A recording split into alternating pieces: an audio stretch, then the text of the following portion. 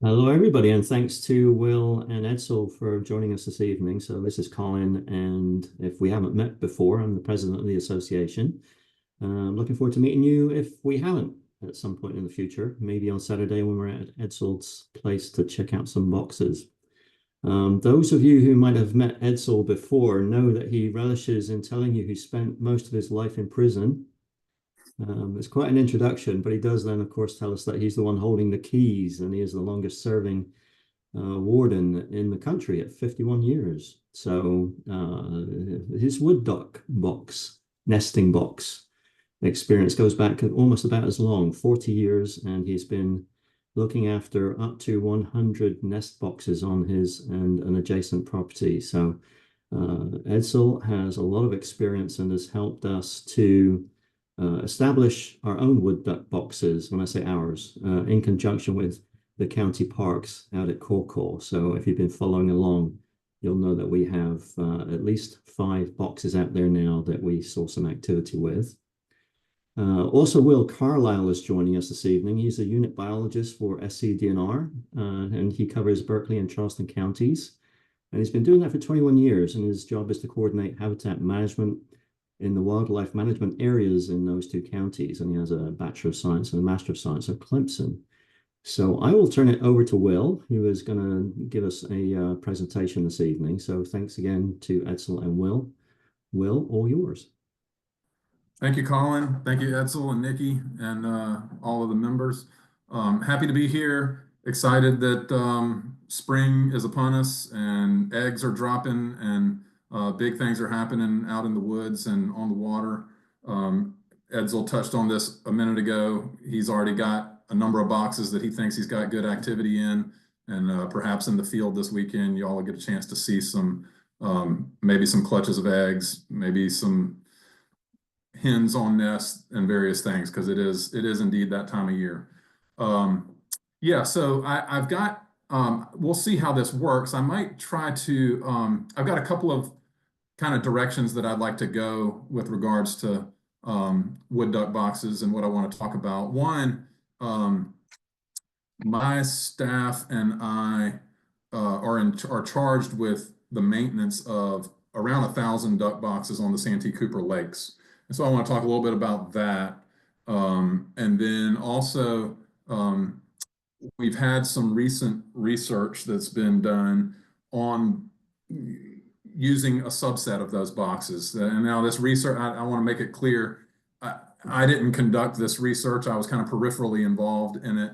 The DNR was a sponsor of this research. It was conducted through Clemson University and the Nemours Foundation. But I've been in close contact with those folks, and I've got some findings to share.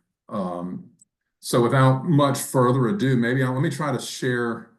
Let me see if I can see if I'm not too dumb to share my screen here. And let's see. Screen.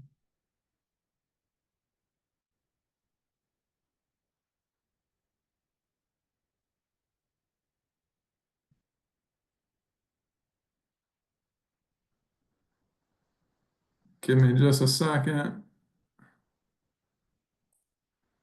Is it working? You can see it? You can hear me? Yes. Yeah. Okay. Yeah.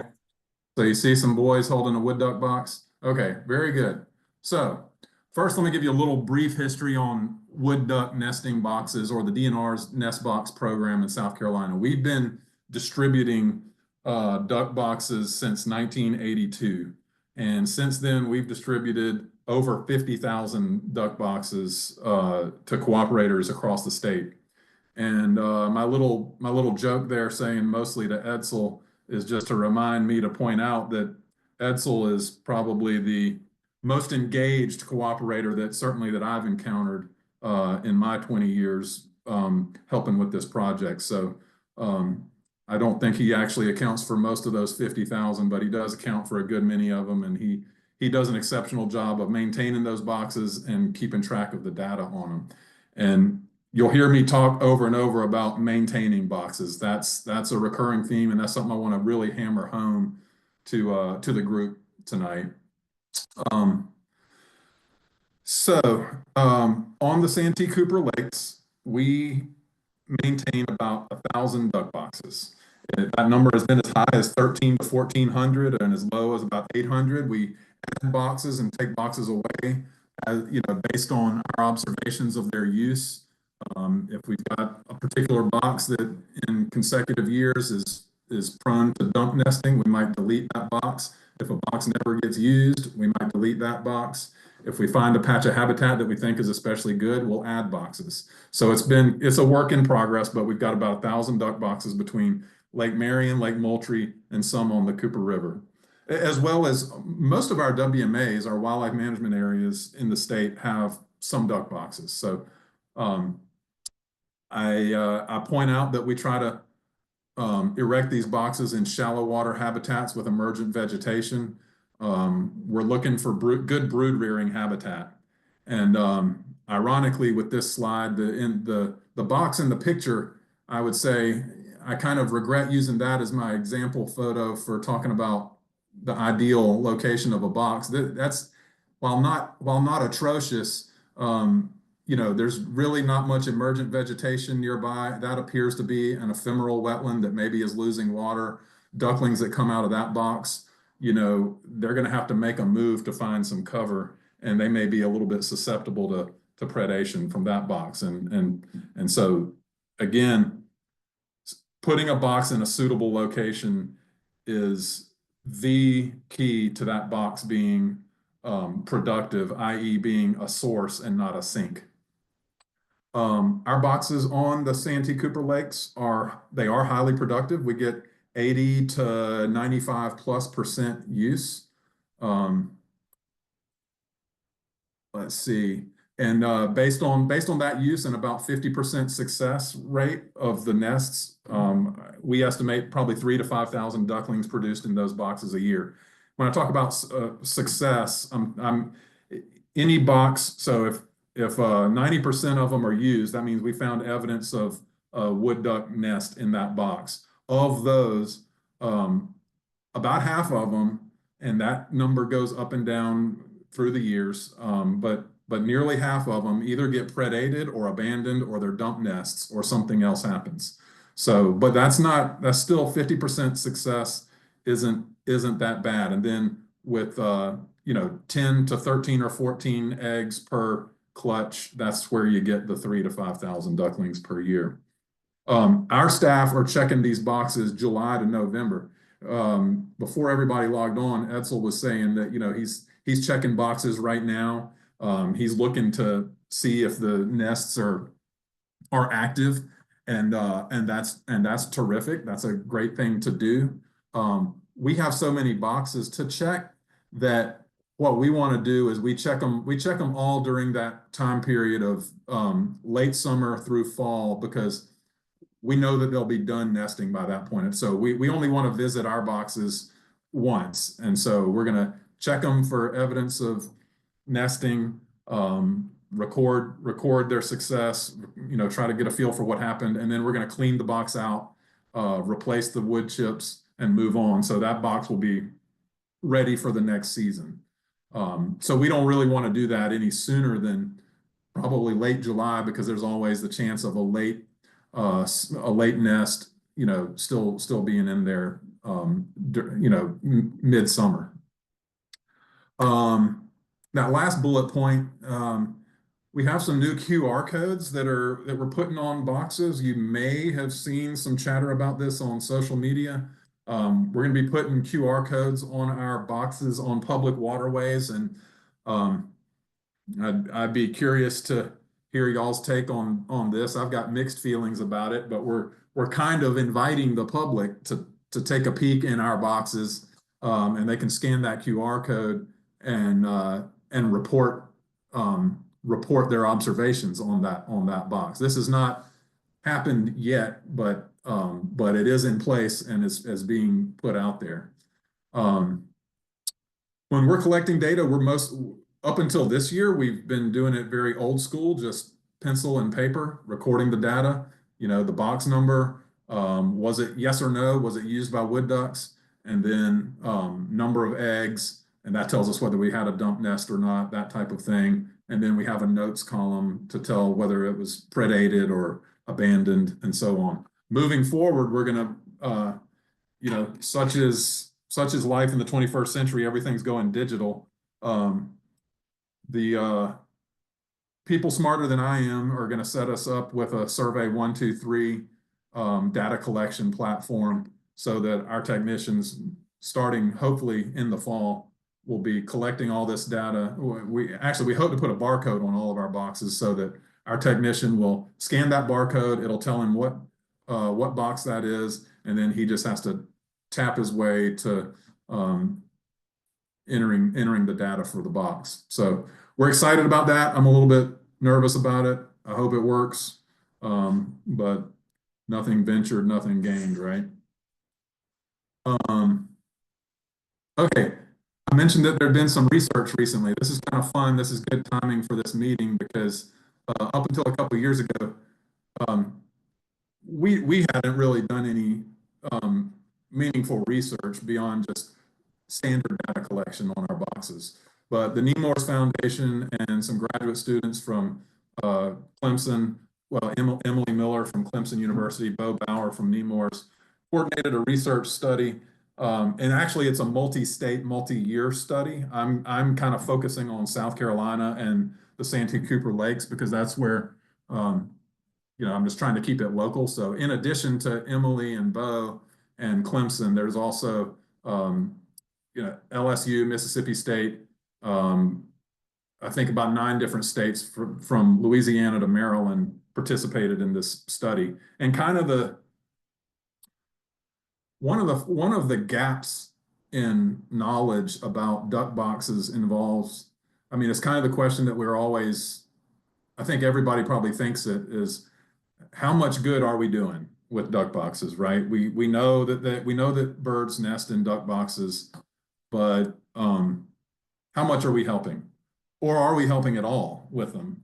And some of the and the hope was that if we can get a measure of female recruitment, so basically what determines whether a population is sustained or not is the number of females that it produces, female chicks that then survive to adulthood, and that is a recruited female into the population.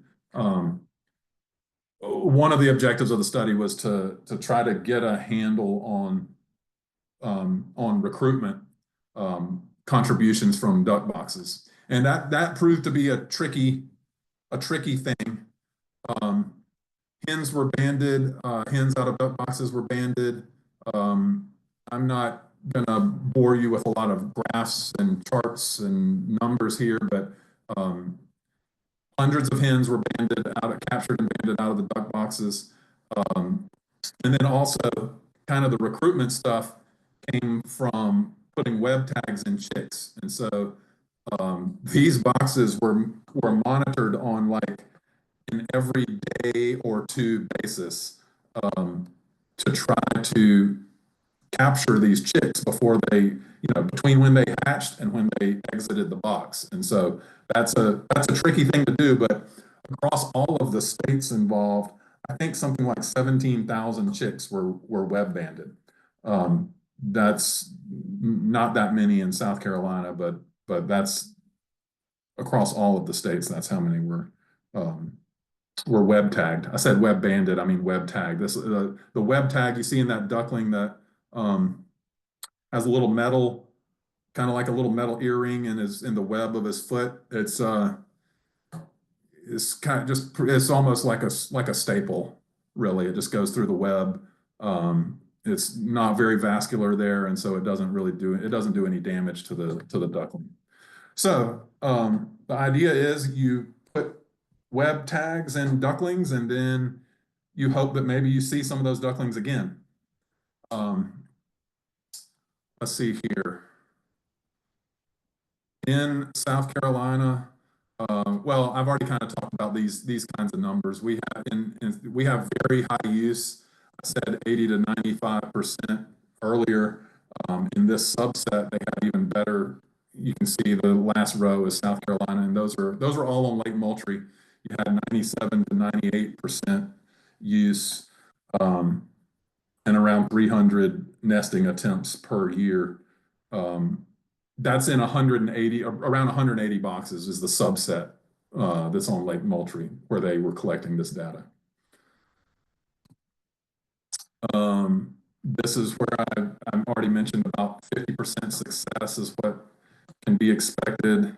The rest of the unsuccessful boxes were split about half and half between depredation and abandonment.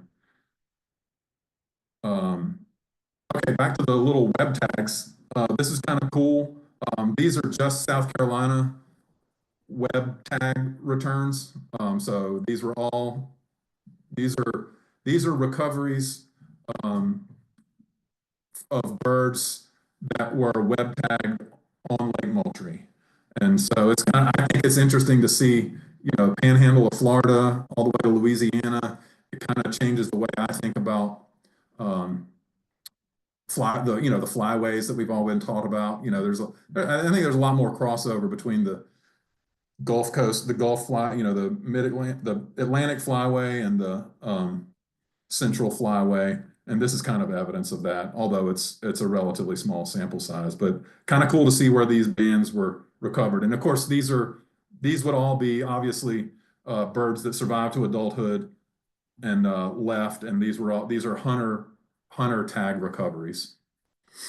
And then at the top of this slide, I mentioned a 3% return rate on web tagged female ducklings. That means about 3% of the web tagged ducklings, we saw them again. They returned to their natal, to the study site, i.e. their natal home range, as adults. So we know that they were recruited into the population. They survived to adulthood and they returned. We know that wood ducks often will return sometimes to the same box, but oftentimes to the same general area.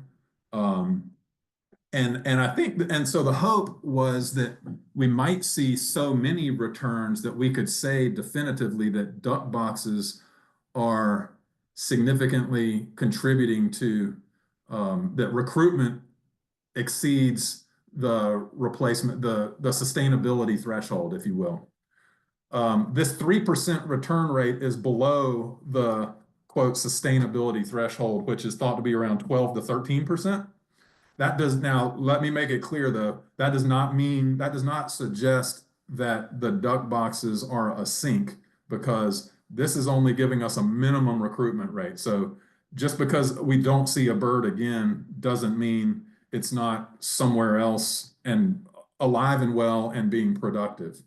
Now, if that 3% had been 13, 14, 15%, then, we'd be jumping for joy and saying, good gracious, look at this incredible return rate. Look at this incredible recruitment rate, which kind of brings me to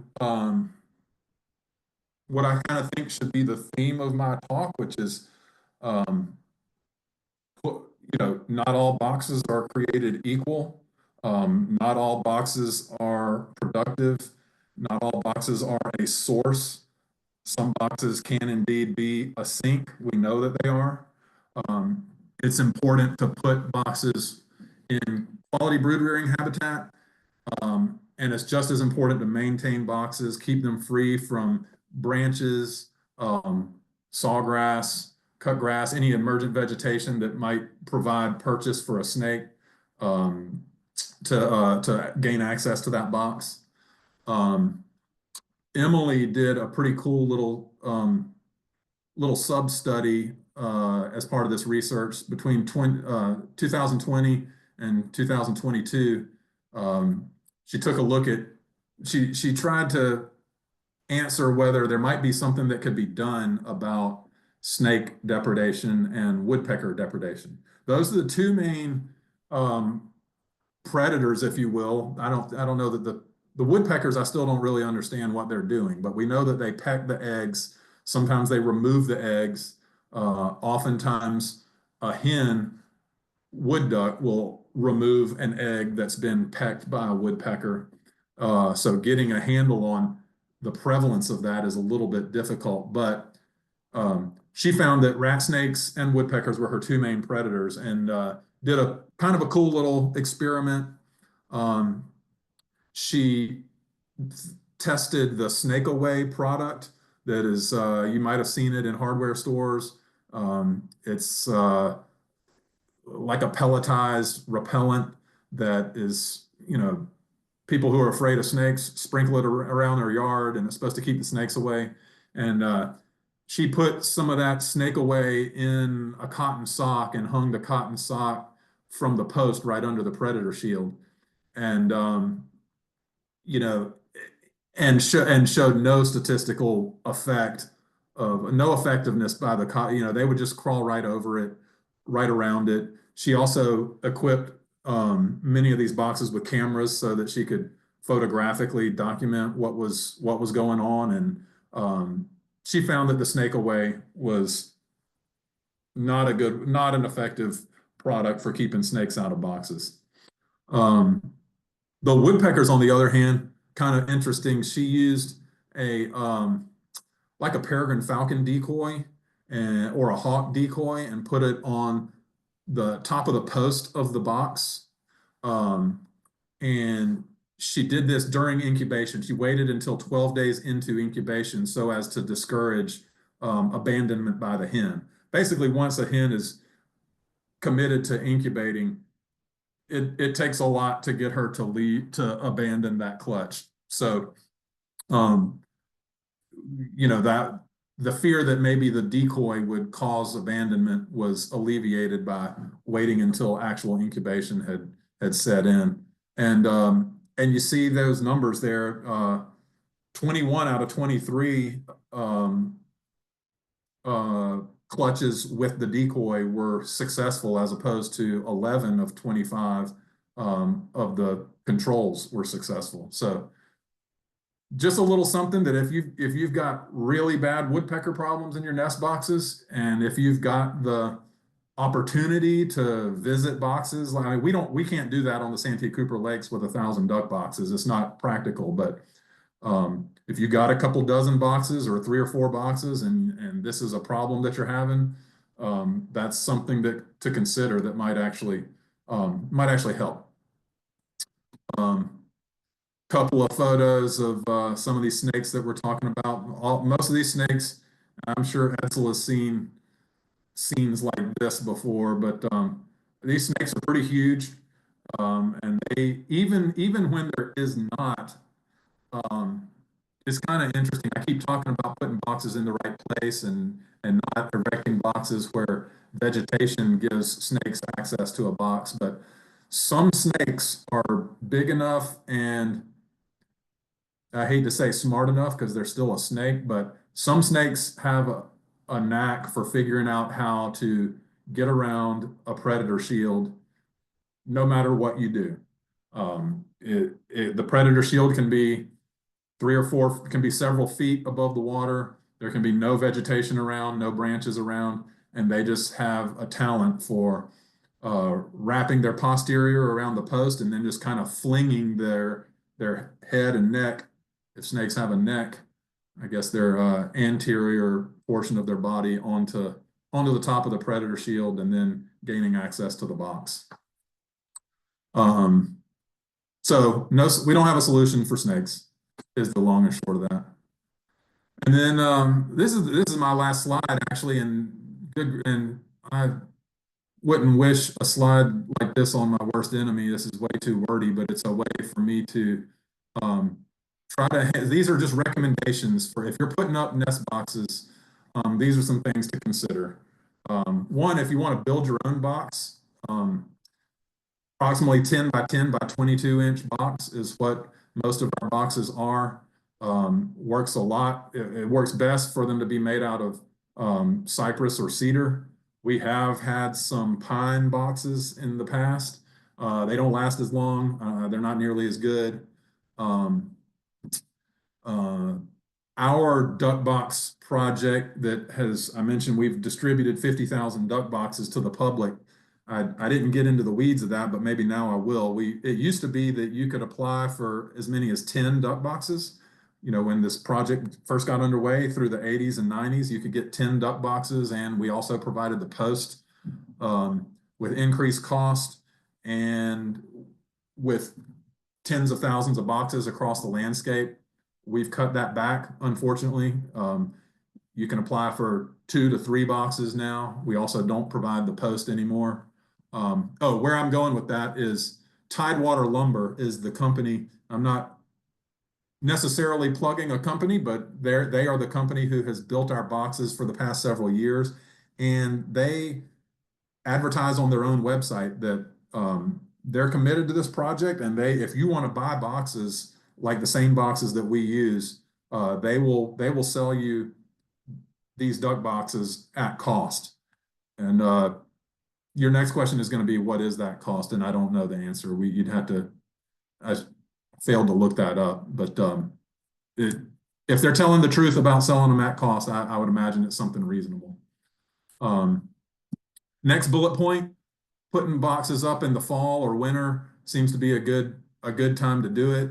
If you can get it done before January or February, that's best, because we see a lot of interest from wood ducks as early as we start to see interest in December, but you start to see sort of some nest initiation type behavior as early as January, and then it really kind of kicks into gear come February and is in full swing in March. Attach boxes to a treated post 4x4, or we haven't done this, but people are starting to use metal poles, and that might be a really good idea. My unit hasn't done that, but we're interested in that. Depending on what type of metal pole, you may be able to get a better seal around the predator shield to better discourage snakes, and plus the metal pole may last longer in the landscape. Perhaps Edsel, he may have used metal poles, but I don't know. He can share that with us here in a minute. Expanding foam can be used to fill those gaps as well. Predator shields are an absolute must. Don't put a box up without a predator shield. We've had some people, we've had some organizations try to help us by putting up some duck boxes for us, and they've had, limited resources, and they just put boxes up. In one case, they had more boxes than they had predator shields, and so they put up some boxes without predator shields. We'd rather you not put a box, leave the box in your garage until you have a predator shield. Don't put it up without a predator shield. It will be a sink if you put it up without a predator shield. Because one of the things that'll happen is, our main predators are snakes and woodpeckers, but if you don't have a predator shield, now you're just inviting raccoons and other mammals to the party, and that clutch won't stand a chance. Place them in areas where there's ease of access. I've seen people put boxes like way out in a lake type thing. If you've got a stable enough boat and the wherewithal to get to it and check it, that's okay. But again, open water is not really the best. We want it to be in very close proximity to some emergent vegetation, so that as soon as the duckling hits the water, they can head for cover. Because oftentimes there'll be an alligator or a bird or other predators just sitting around waiting, and if they can get to some cover, they stand a really good chance. Obviously, control overhanging vegetation as best you can. And then, let's see. Oh, here's another back in the 80s and 90s, it was kind of popular to do these condominium setups, more than one box on the same post, back to back. We discourage that.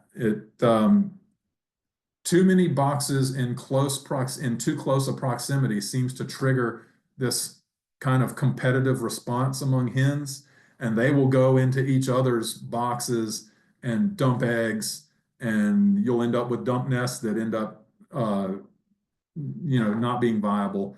And along the same lines, people also, a common question is, does it matter what direction a box faces. And that's been looked at, and it doesn't make much of a difference. What is more important is try to keep your boxes spaced out, both spatially and visually.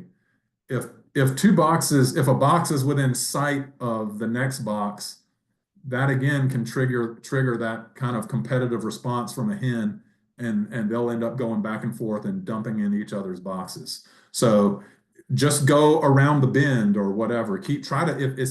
Ideally try to keep the boxes out of sight from each other, and you'll have better success.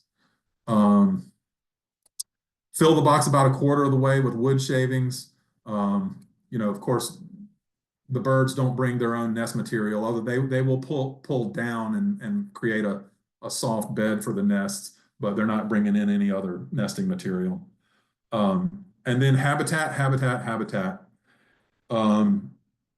Lots of well-meaning people, and I mean lots of them, get our boxes and they put them on like golf course ponds, or they take them to the lake house and they put them 10 feet off from a seawall or next to their dock or whatever.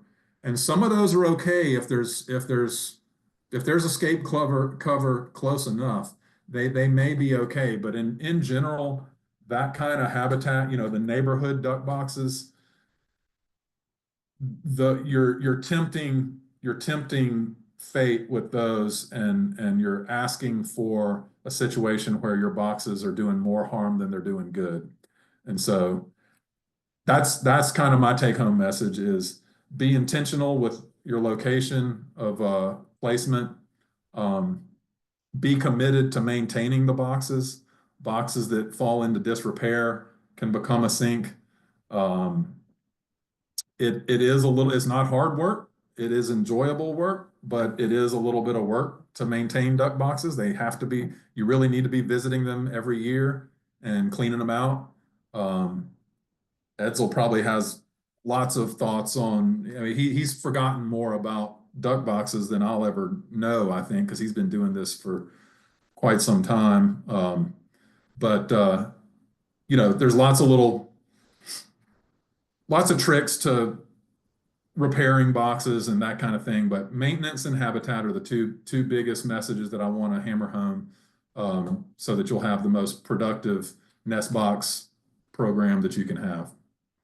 And with that, I'm trying to see if there's anything else that I hadn't touched on. Wasps, if you're allergic to wasps, this might not be the thing for you. You do get lots of wasp nests in the boxes. That's another good reason to operate during the colder months. We get some exciting nest box checks during July at the beginning of our nest box checking season. It gets less exciting as the temperatures cool down with respect to stinging insects. But that's kind of what I had. I'd be happy to listen to any questions. I'll do my best to answer them, or if I don't know the answer, I can get back to the group at a later time. That's what Will, yes, sir. a great presentation. Thank you. Could you speak to the bird flu? Have you noticed any of that, or is there something we can look for? That's a great question. There have been in the past few years some die-offs of wood ducks that have been attributed to bird flu, and actually, Edsel, do you often find dead hens in a box sitting on top of eggs? I found one a couple of years ago outside the box, but I think this was the result of a hawk because part of the bird had been consumed. Right. So my technician, we were talking about this the other day, and my technician who is doing most of these box checks, he mentioned that last year and I don't want to create any kind of bird flu hysteria with this. I don't know what happened, but he thinks 5 to 7 dead hens sit in the box sitting on the net. Now remember, this is out of 1,000 boxes, but our state waterfowl biologist Molly Neese and I both were kind of just scratching our heads. We're not sure what's going on there. I don't want to say that it's bird flu because I don't know that it is, but there have been some die-offs of wood ducks on some hunt clubs and properties over the past few years that have been attributed to bird flu. So it's a possibility.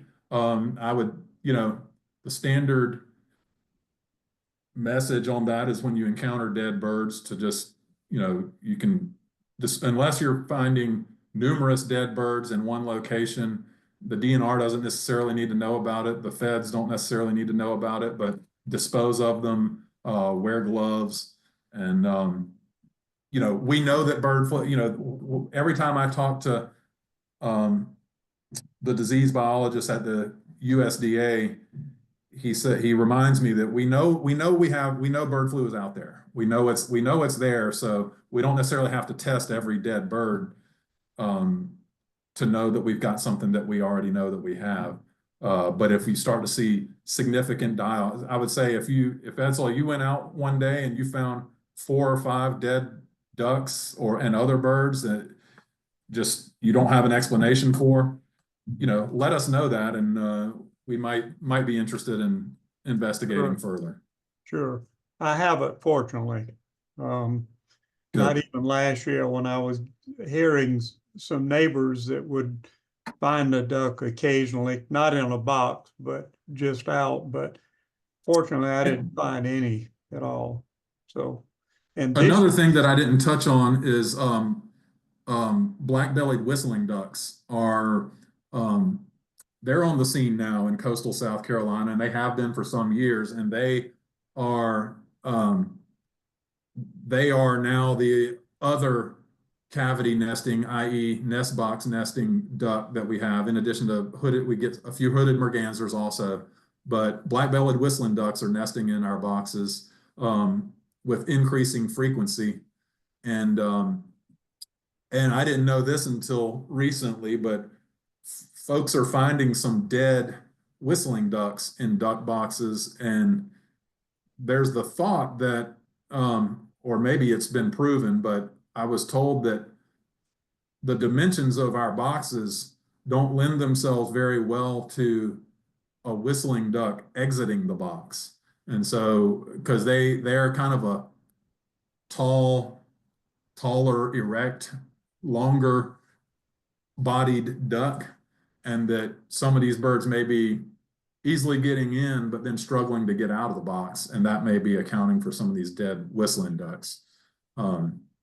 Again, I don't know, but that's just kind of an interesting thing that has been mentioned recently. Do you have any whistling ducks on your properties or not? I do not. Well, I have seen some whistlers there, but none in a box. Okay. None at all. Well, they're probably coming, especially if you're seeing them there, you'll probably get one in a box eventually, and that's no big. I think it's kind of interesting. It doesn't bother me, and they're and I think and the other question. So, talking about the potential implications of black-bellied whistling ducks on wood ducks, my understanding is that they for the most part nest later, and therefore are likely to have only minimal impact by way of displacing wood ducks. So it may not be a big deal that we got ever increasing whistling ducks. So, well, it's interesting that wood ducks will nest twice in one season occasionally, and I guess you won't be able to detect that if you only check your boxes correct, once late. And that's one reason I like to check mine at least 2 to 3 times so I can pick up that second. And I do have a number of ducks that will have more than one brood, in a box. So that's a very good point. Very good point. Yeah, that's a good thing. Yes, there. sir. And you mentioned dump boxes. I'm not sure everyone understands what you're referring to when you say a dump box. So it's not uncommon to check a duck box and it may have, Edsel, what's the most you've ever seen in a box? You 20, 30, 48, or 40? 48 Edsel eggs. has seen 48 eggs in a box. A single hen will lay a clutch of 10 to 14, I think, at most eggs. Generally, an even dozen is kind of the typical clutch of eggs. If you see more than that, the normal number of eggs, it's considered a dump nest. And that means more than one hen is coming and laying eggs in that nest. And again, it's kind of thought to likely be kind of a competitive response to, and when they do that, those nests are not, they don't get incubated adequately, and they fail. They always fail. You're not gonna push 40 live ducklings out of a box. It's always a failed clutch. So when you find so the other, I'm glad you asked that, Edsel, because when you do encounter, you know, it may not be clear to you that you've got unviable eggs, but if you see 16, 18, 20 eggs, go ahead and clear that nest out. It's not doing any, you know, be done with that clutch and give it that box a chance to have a clean clutch come back in. Well, this is, I'll ask this question and you set me straight on it, but I've been tempted to remove those eggs and try to incubate them myself. But would I be violating, you know, would that be illegal to do that if I tried to incubate them myself and then if I had success, reintroduce the chicks? Edsel, you know that this meeting is being recorded, right? Yes, I do. Don't do it, right? No, I don't. So technically, you know, technically, would you be taking wood ducks out of season? I don't, you know, you'd be taking eggs. And so my answer is I don't know. Okay. I wouldn't turn you in. I wouldn't turn you in, Edsel. Well, I would be inclined to do it if I thought the survival would be good, but without having that mother there to protect them and show them to water, and I guess I'd have to raise them until they could fly well and then maybe introduce them in. Right. It probably, fun. you know, it might be a fun project for you to do, whether you're going to be contributing to the overall population of wood ducks, you know, maybe or maybe not. I mean, those birds are going to be conditioned to, you're going to have to feed those birds. Right. The chances of them gaining the street smarts that they need to survive Exactly. from you are probably relatively low. Hey, Edsel. Yes. With chickens, you can just stick them underneath a hen that's broody. So maybe you could stick the babies underneath another hen that you know is in a box. Well, the only thing there, Deb, would be timing. Right. Because that mother, she sets the clock on when she wants all of those eggs to hatch, which is about 28 days. And they all will have to hatch within a few hours of each other, because she will get them out of that nest within a day, I think. I saw some hatching one morning. I left to get my camera to go back to take a picture of the ones hatching, and when I got back, they were already out of the box and gone. Yep. So yeah, that's very, you know, these could be some fun things to experiment with. But if you, Edsel, you said you've got 50 boxes, you know, you probably have a pretty productive nest box program going. I would be inclined, unless you just want to do it for the fun of it to see what happens, I'd be inclined to just keep cleaning those dump nests out. And if you've got a box that, you know, I know that you're good at tracking your data, and you probably are already doing this, but if the same box gets dump nests over and over again, think about moving that box, right, or getting rid of it, or, you know, do something different. Yeah. I've got such a good habitat for them there in Four Hole Swamp until I know I have put some boxes too close.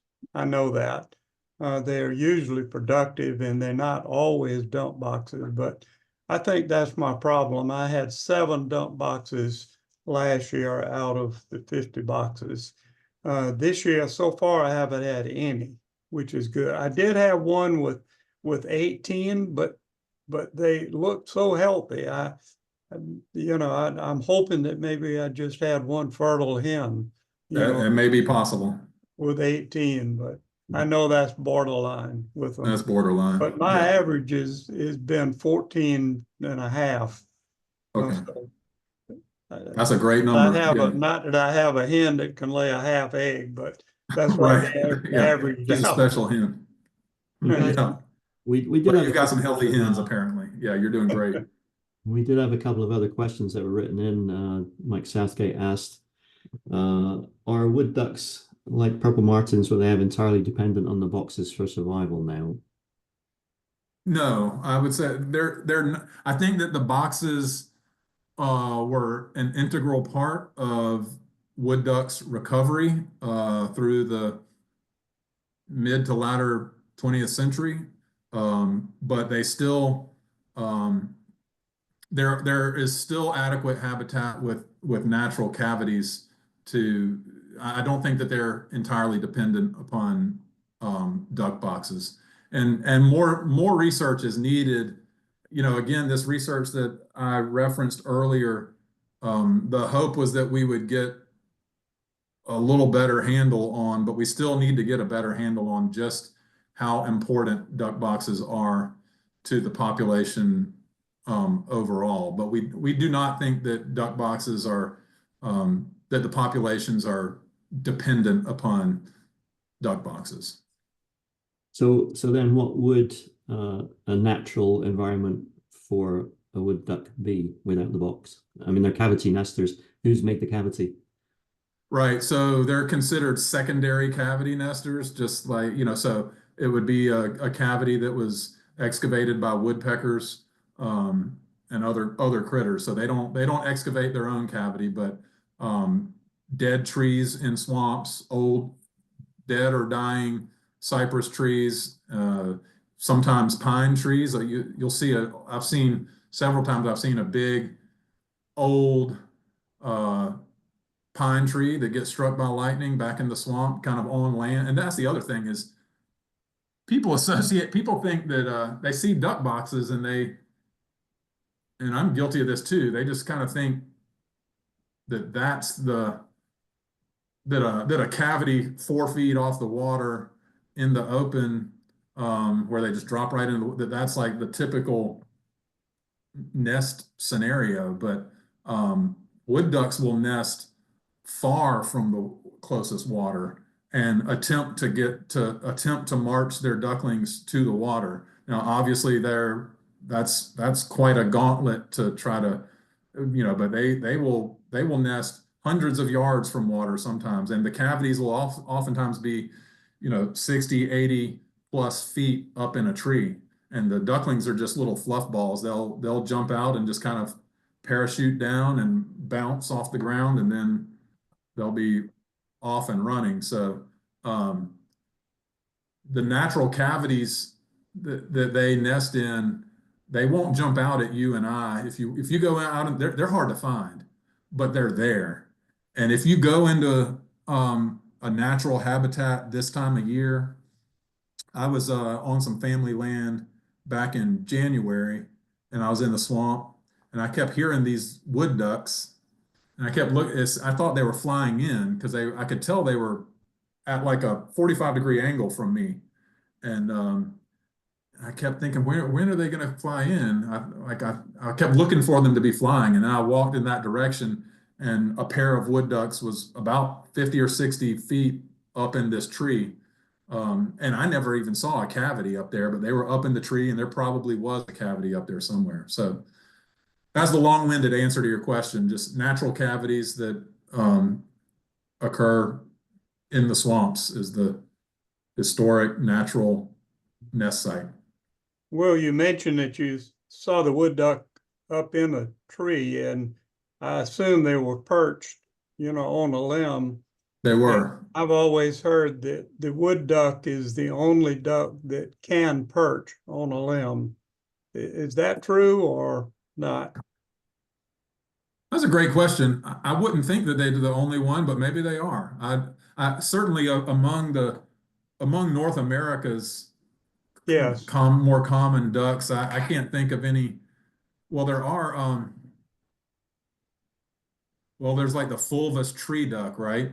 I think so. I think which is not a common. That's more of a Central and South American duck, and perhaps the black-bellied whistling ducks as well. I don't know, but I think they'll perch in trees as well. But as far as the typical slate of North American ducks that we all, the typical dabblers like teal, mallard, and then our diving ducks, and I think wood duck is the only one that perches in trees. But I do think that there are others.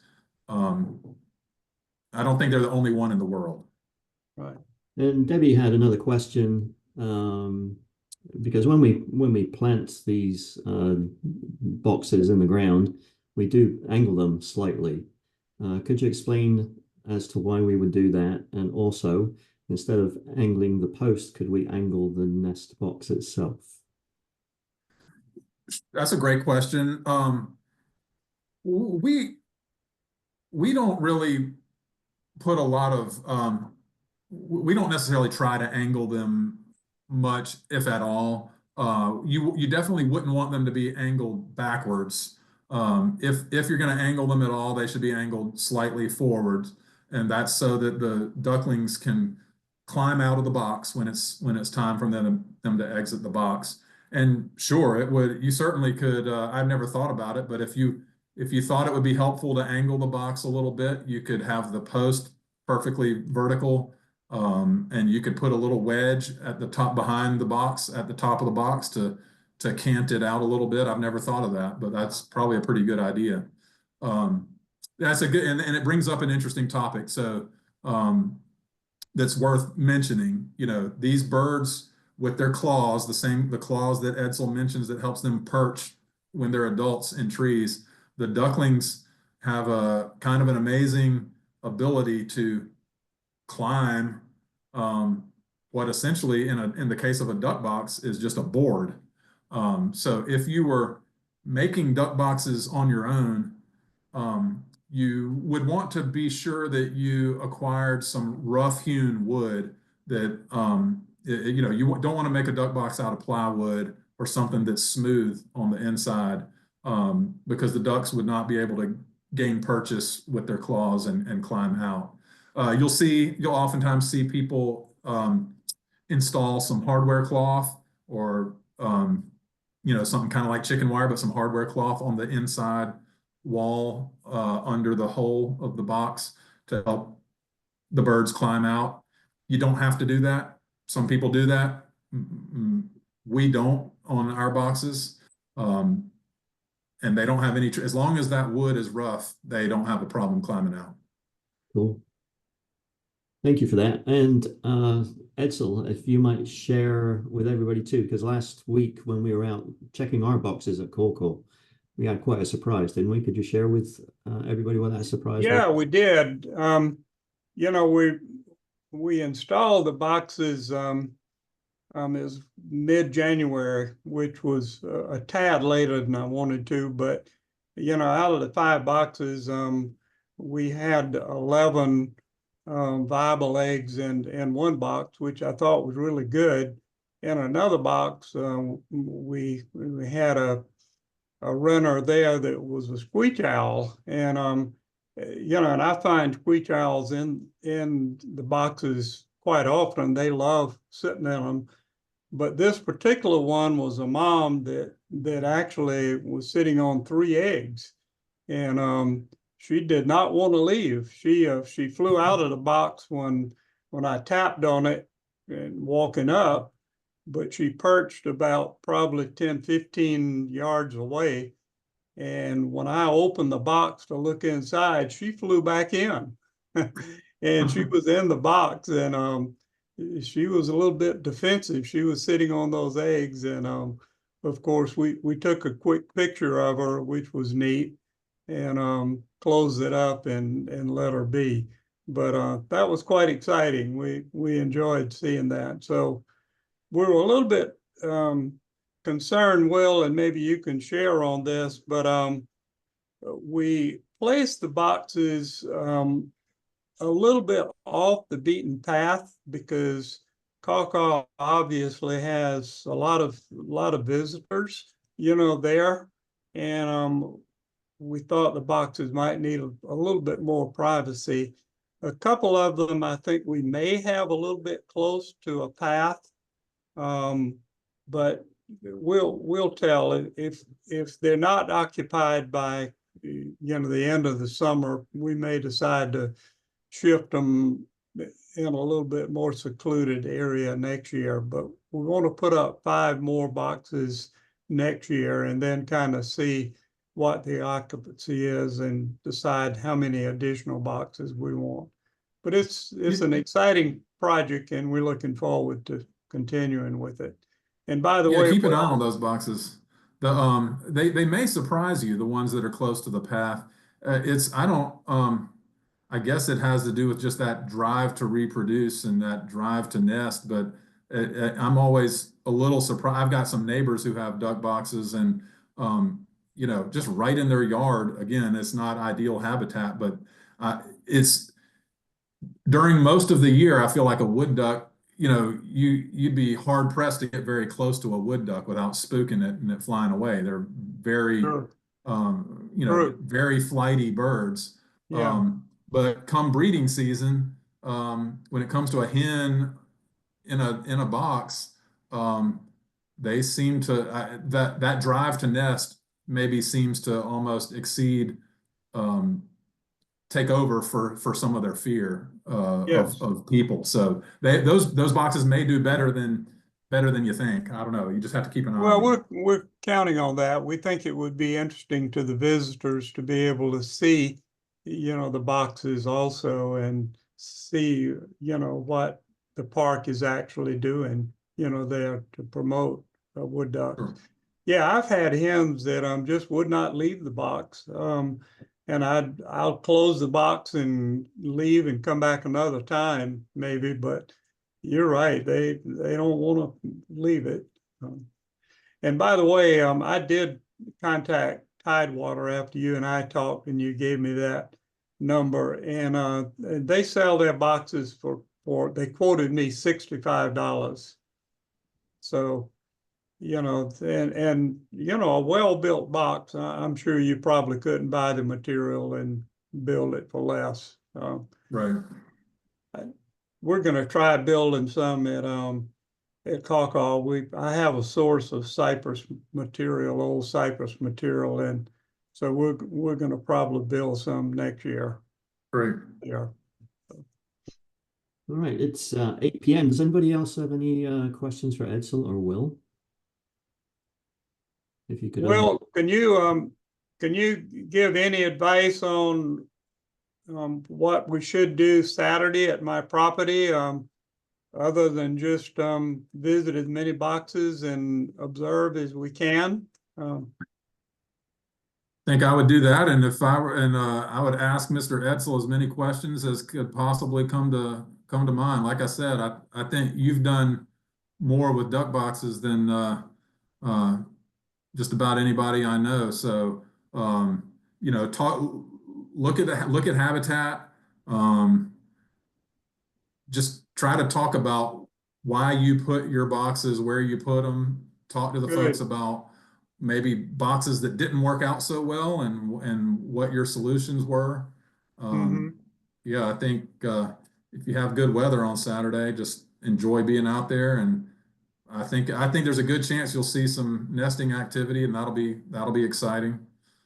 Yeah. Oh, we will, I know, definitely. Yeah. I mean, I see ducks in and out of the boxes every day, so we'll definitely observe that. So Yeah. I wish you could be with us. You could add a lot if you would, but I know Well, you've I'm got sorry. turkey season on. Correct. We've got a new a new turkey season structure on our WMAs this year, and this weekend is the opener. So I will be elsewhere, unfortunately.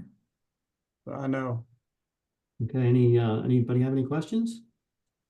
I Unmute. just love to make a quick comment. Christina Wheeler here. Well, thank you so much. It's such great information. And Hey, I've Christina. already 2,000 times over thanked Etzel for his passion and his amazing ability to help us better understand how to steward our wood ducks at Caw Caw. And we'd like to extend this throughout the county park system eventually too. So we're trying to get a handle of what we can really do right at Caw Caw.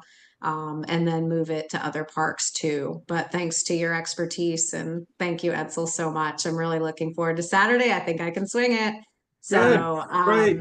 yeah, so thank you both. And thank you, Colin, and the rest of the team for all of this. Nikki, everybody for your support of efforts like this, because we've all learned so much. So thank you. Thanks for having me. Thank you. Thank you, Will. This is Nikki again. Thank you, Will. Thank you, Christina and Etzel, for your comments. I just want to say that there is still room on Saturday's walk and talk. So I put the link in the chat. So if, again, if you haven't yet registered, feel free to jump on and do that. And I will be sending out more information for those of you who have registered. So Will, again, thank you so much for taking your time. I know this is a really busy season and we truly appreciate it. And I'll hand it over to Colin for any last Hey, minute. Chris, would you let me know how many we totally have registered so I can? Etzel, Okay. I will. Yes, I'll send you an email right now, actually. Okay, thanks. All right. Absolutely. Great. Thank you. All right. See you then. I think that will draw us to a conclusion.